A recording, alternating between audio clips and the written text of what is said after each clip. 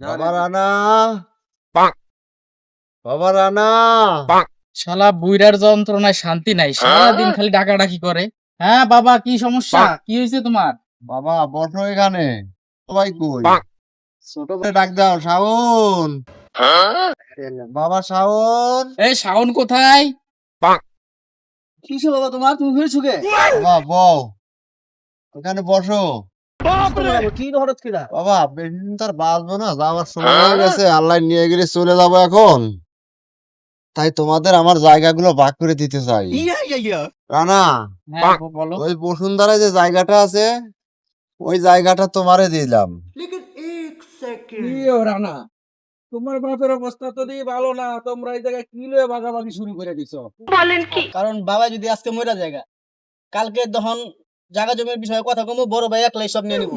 এই লাগা বাপে মরার আগে জায়গা জমি সব লেখা দিয়ে দেখ, এটাই ভালো হইবো আমি মনে করি। আপনি কি করেন? আপনার বুদ্ধি তুমি কি কর? তুমি এখন এই বয়সে শরীর স্বাস্থ্য ভালোই আছে, খালি একটু অসুস্থ। জায়গা বলতে কি আমি বলি, আমার বাপে ওই ঢাকায় ভিক্ষা করতো। সে যে জায়গায় ভিক্ষা করতো, সেই জমিগুলা সেই জায়গাগুলা আম করে ভাগ করে দিত।